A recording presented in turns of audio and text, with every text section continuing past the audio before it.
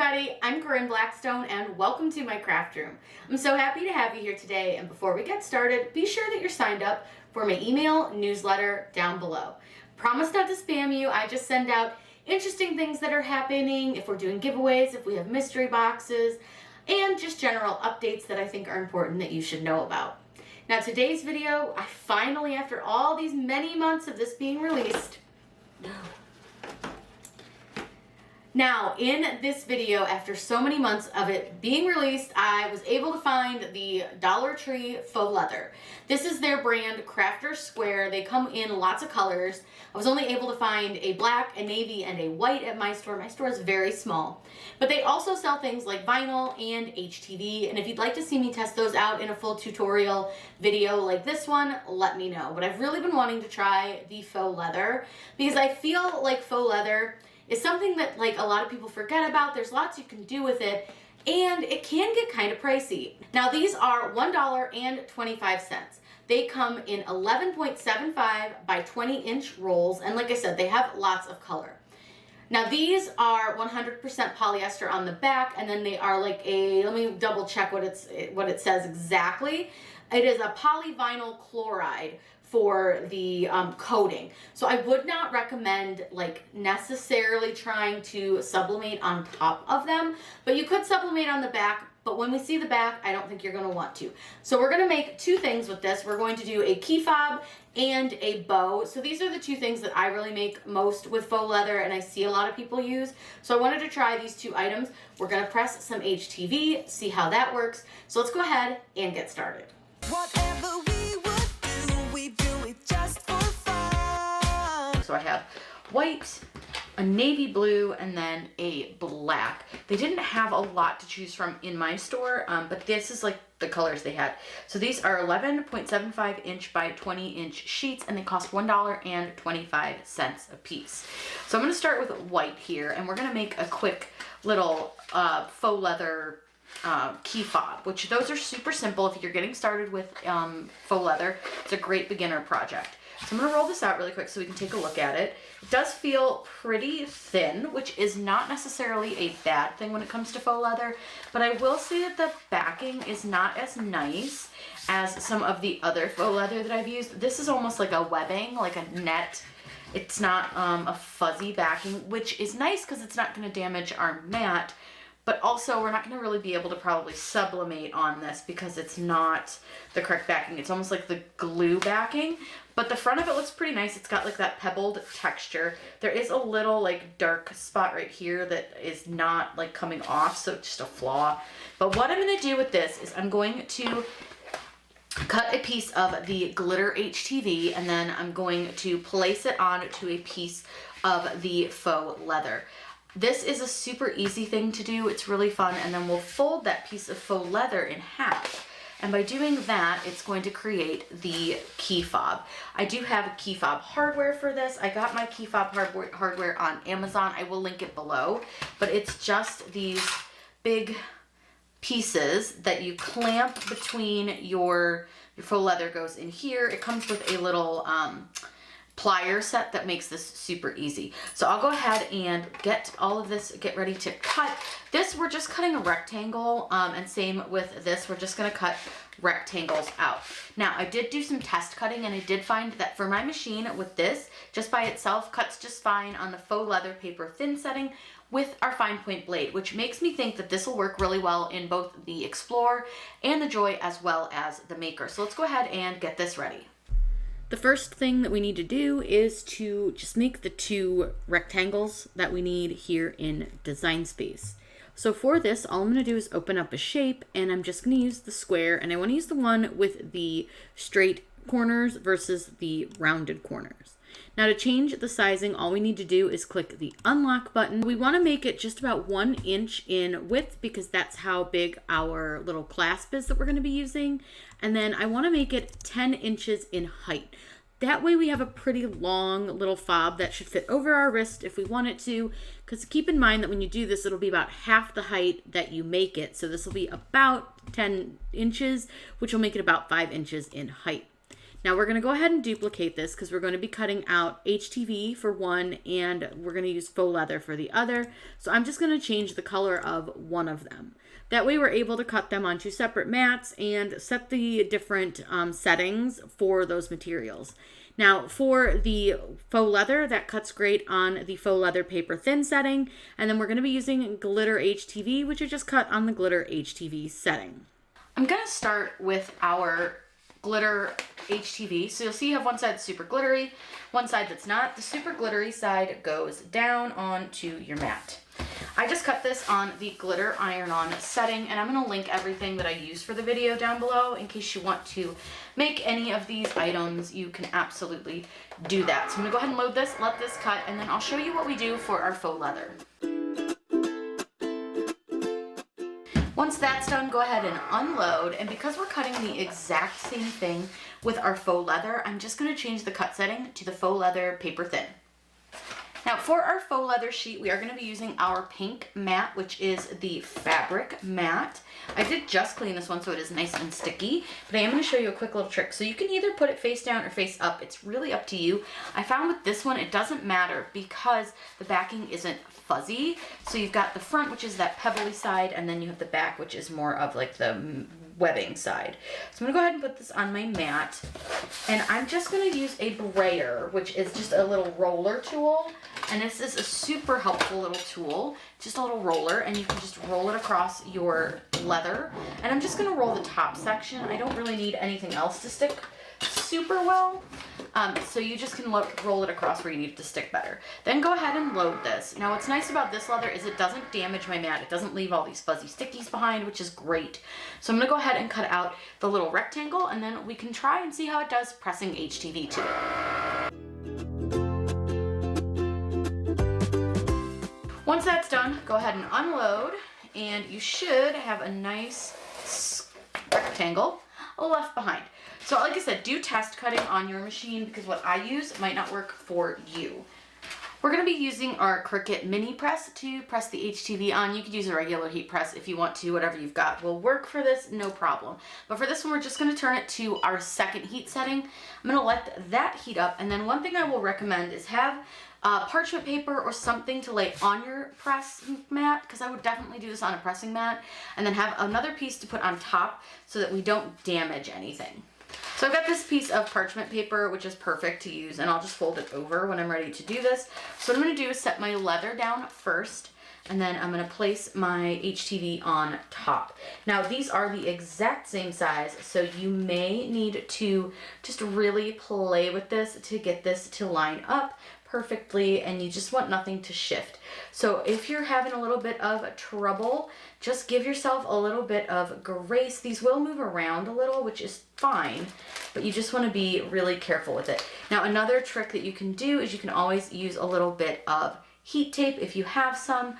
That can help hold it down.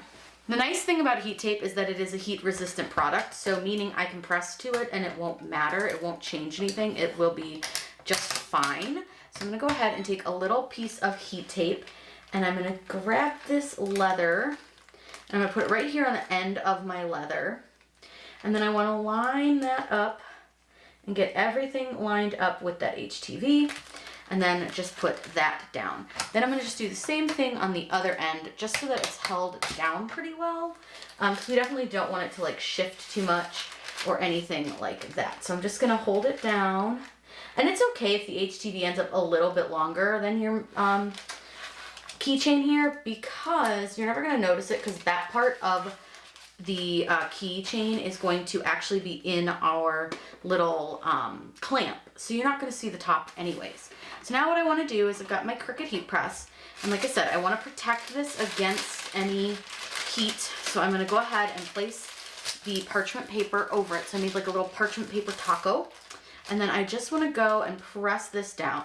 Now with the glitter, you're going to want to press in sections, and I usually press for about like 8-10 seconds per section, and then I just move over to the next section.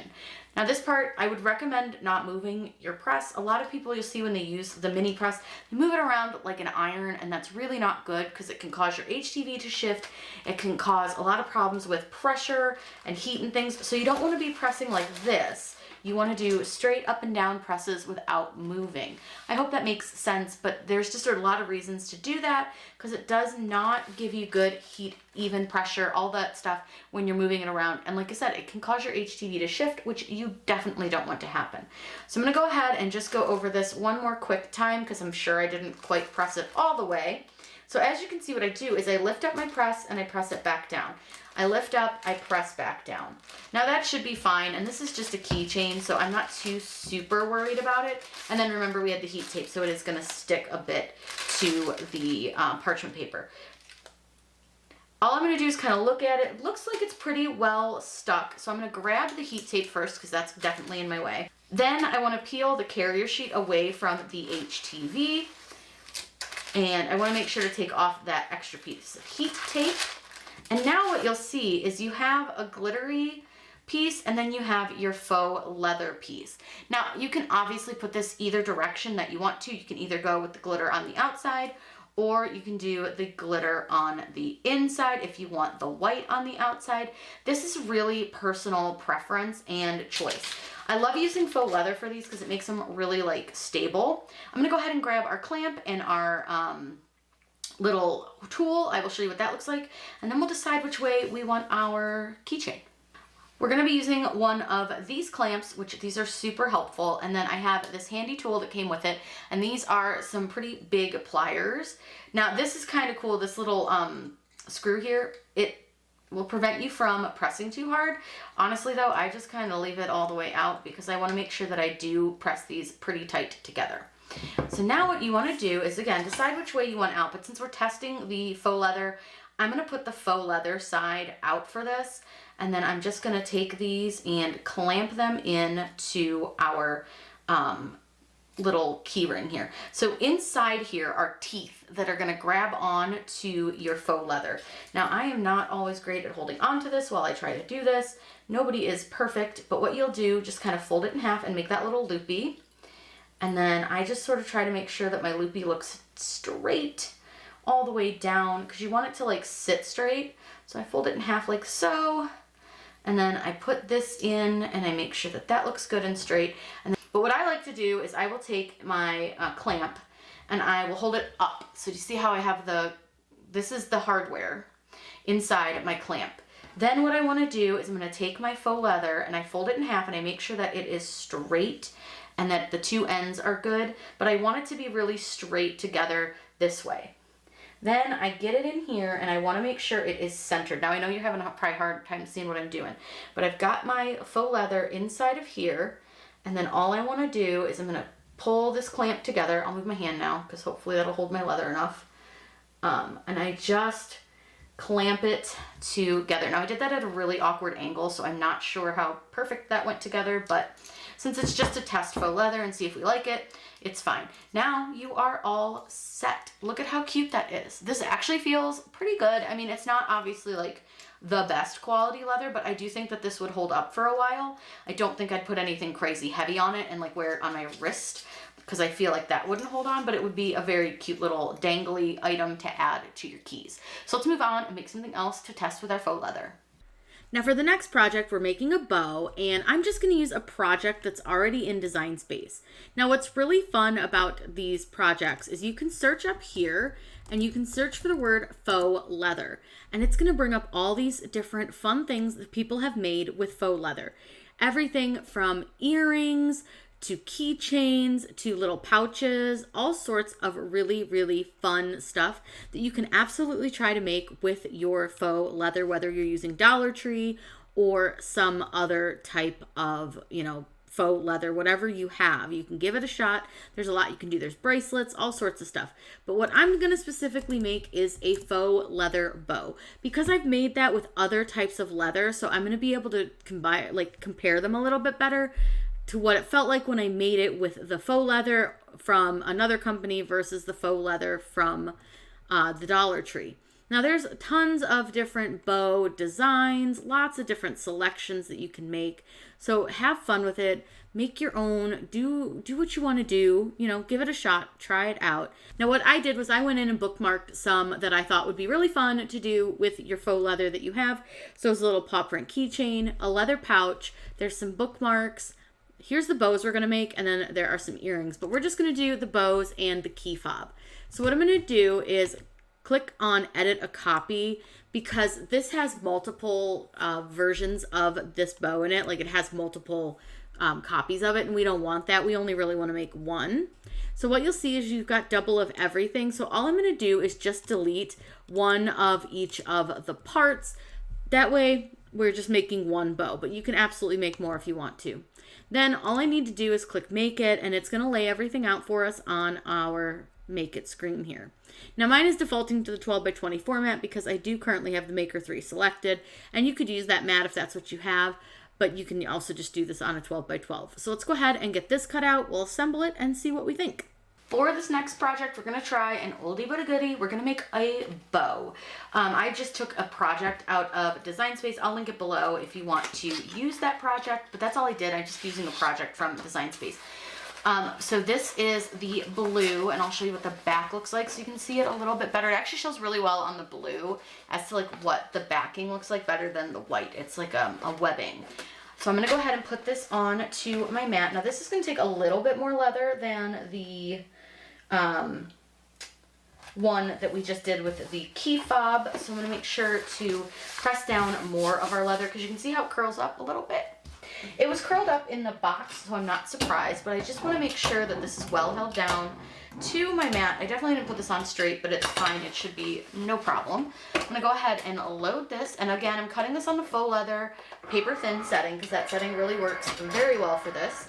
We're going to do this to see how well it holds up, like with putting like hot glue on it, and just kind of see if it works for a bow.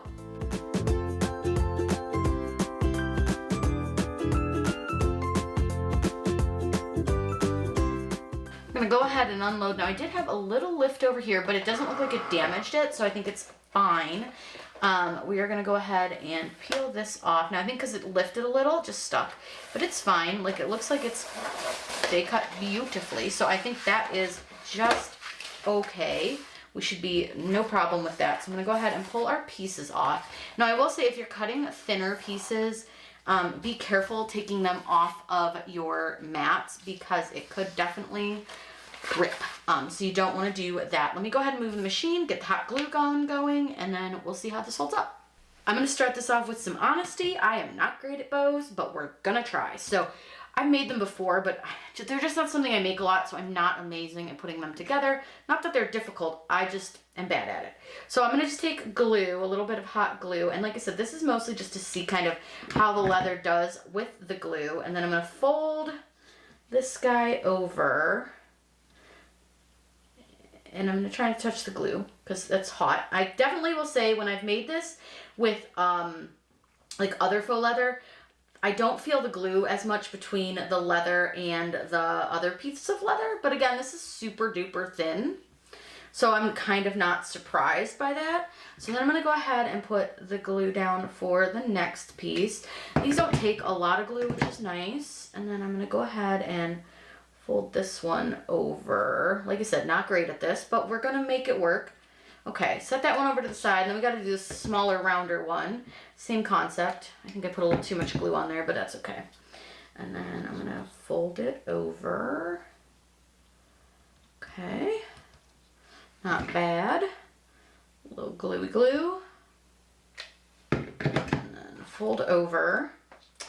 I don't like the glue that I'm using in my glue gun. It's got a lot of strings. I'm not a big fan, but for this project, it's fine, since this isn't really going to be going anywhere. All right, set that over to the side. I'm gonna let those dry for a minute, and then we can assemble everything. So our next step now is to take the large piece of the bow and glue it to the little, like, they look like fishtails to me. So we'll glue that down. Get that held together. Just want to pinch that a little bit. And then depending on how you want to build your bow, I know some people will put like glue here to hold this part down as well. But since we're just going to kind of test this out, I'm not super worried about it. And then we want to put our smaller bow piece on the top here. I definitely didn't line this up amazing, but it's okay. I'm not super concerned. So far it's holding to the glue pretty well. Like it's not melting under the hot glue, which is good. I'm gonna let this part dry a little bit and then we can put the middle little strap on and then we will see how we feel about it. All right, we're gonna go ahead and put the little finishing piece on. And I just usually, when I do this, put a little glue on the front. And then I take the little leather piece and I glue it down. And then I wrap it until it goes to the back, and then I just put a little piece of glue on the back to hold it down, and then our bow is complete, and we can see what we think and how it feels. Like I said, with the paper thin leather, it's a little bit bendy, but I think it actually looks pretty good. I'm gonna go ahead and let that glue dry, and then we'll get a closer look. All right, the bow is done. I think it looks good. The back's fine. I mean, this is just not super like stiff felt. So for something like this, I would probably recommend gluing the little loops down to the other parts of the bow, but really it's not bad for what we paid for it. I don't think it's a bad product. I think it's really holding up pretty well. I think it looks nice. I just don't love this part, so maybe I would still put some HTV on the back of this, even though I was just doing a bow just to kind of hide that ugly back of it. But otherwise, I think it looks pretty good. So now that we have cut it out, made our things, let's talk about my final thoughts. So I have to say, for $1.25, I think it's a great deal. Now, is this something that I would use if I was going to make something that I wanted to be absolutely perfect and last forever? No way. But if you just want to make some simple quick bows, some key fobs, stuff like that, that it's not super important that it lasts forever, I think that this is a great value. And like I said, it does come in other colors. These were just the ones that I could find. I think that it pressed with the HTV really, really well. I didn't try HTV on the front of it, but I do know that that works just fine. I have seen other people do it and it comes out fine. It doesn't melt or anything. But like I said, I would only try sublimation on the back. Now, I will say the back of these does not impress me. I do like the back of other faux leather better, where it's more of that like cottony feeling fabric, even though it's polyester, but it's got that soft, fuzzy backing. Now, the bonus to the backing with this faux leather is that you can cut it face up and not worry about ruining your mat because it's flat. It's just the glue from the back. So it's really like nice when it comes to that. I think it cut really well, and the other thing that I like about this is how well it cut with just my fine point blade. A lot of my other faux leather, I really don't like the way it cuts with a fine point blade, so I find that using my rotary blade works better. But I think that if you are somebody who has a Joy or you have an Explore that doesn't have that rotary blade, this faux leather is perfect for you because it cuts so well. It also gripped really well to pretty much all of my mats. I did test it on a couple of them. So I did do it on the regular standard grip mat, and I did do it on the fabric mat, and it held great for both of them. So I really think you wouldn't have to buy any like extra accessories. And with this, because it doesn't have that fat fuzzy backing, you can absolutely very easily just put it right to your mat and not have to use that transfer tape hack that I use a lot of times to keep my mats clean.